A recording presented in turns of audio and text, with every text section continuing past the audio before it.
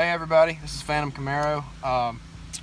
Today we're going to talk about the ZL1 start button upgrade for the 2016 and up SS Camaro, or if you have a V6 or a 4-cylinder, they're all the same.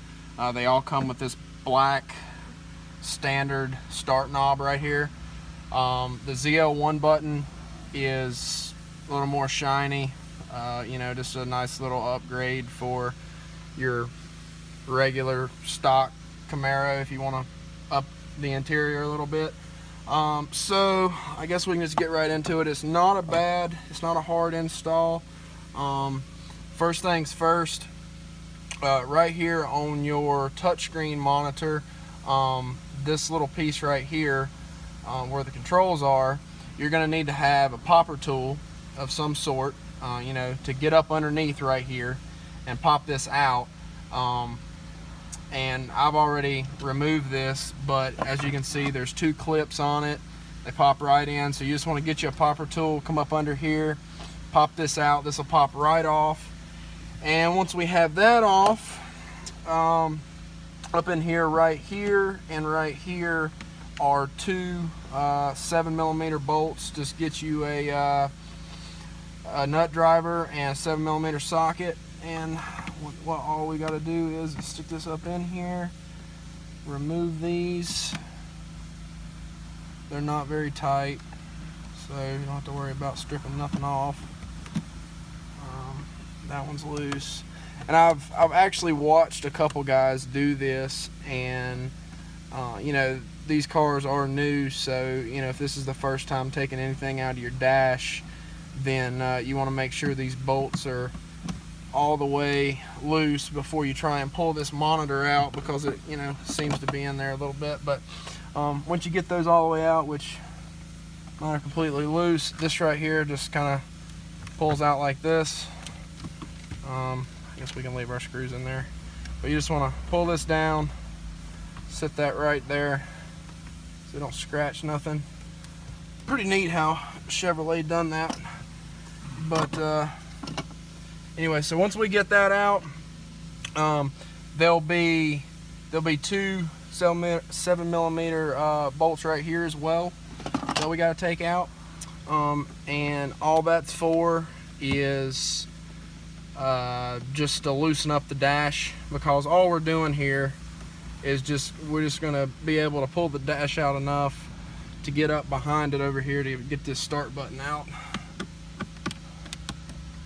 So we'll take these out. I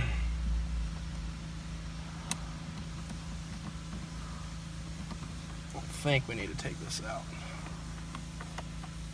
So we'll take them two out right there. Save them.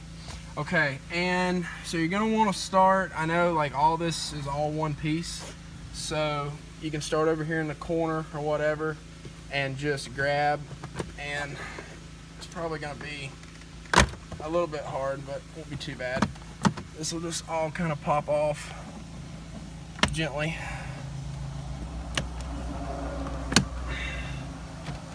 See, get this all good and loose.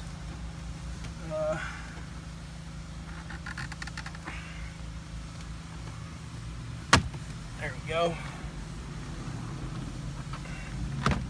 See, all this is one piece here. So we get this loose, we'll be able to get our fingers up in here. This is the tricky part, I guess. And actually, I'm gonna look at this. There's a clip on the top and bottom. So maybe it's on the side. Let's see here.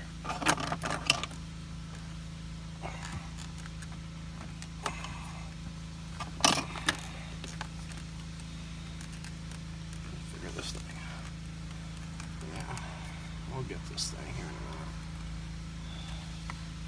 Yeah, there's the top. There you go. There you go. Pops right out. And then let's see. Yeah, just got a little button right here. Mash the button, pull it right out. There's your factory start button compared to your ZL1 start button. You know, nothing too crazy, just a little fancier. So I'll plug and play this back in, and see, everything will come on. You want to make sure your button works as soon as you put it in. So we know the button works, and after that, put our cable back up in there. We will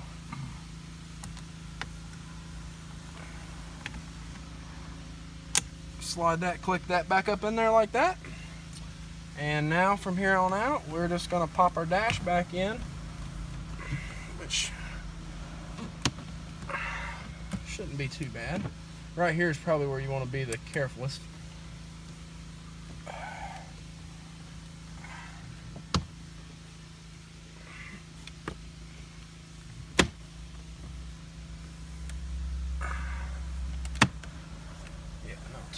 There.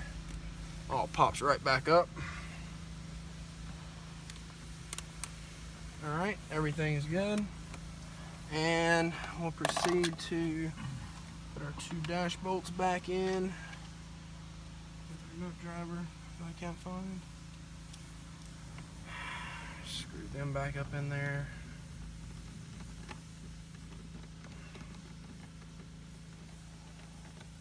Ain't gotta be crazy tight, just snug them. Just, well, when you do that, you lose stuff.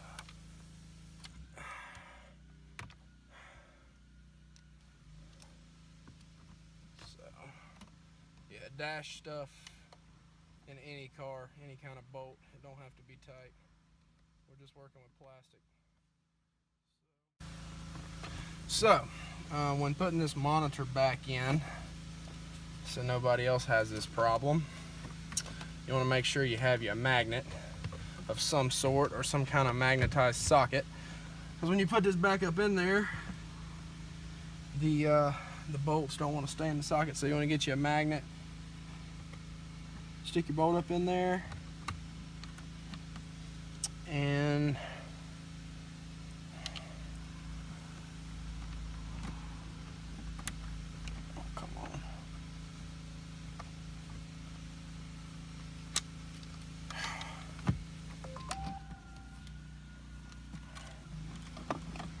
try and halfway start it with your magnet.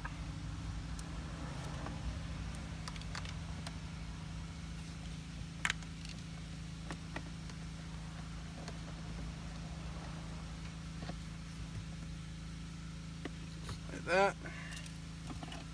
Get your nut driver.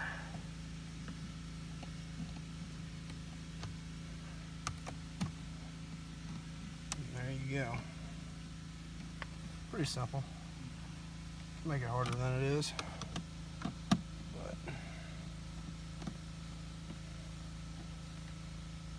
there you go. You'll take your last piece here. Back on. Pop it right back in place. And you're good to go. So just want to once again make sure, which mine's a straight drive, but we know the button works. Fires up, so it's good. So, all right, that's so there you go on the ZL1 start button. 10-minute job or less, depending on if you have the proper tools. You definitely don't need to take to a dealer or anybody, any kind of aftermarket shop or anything for nothing like this. You know, you could just watch the guide and do it yourself. It's not bad. It won't tear up anything, and it gives you a little ZL1 touch there. So until next time, guys, see you later.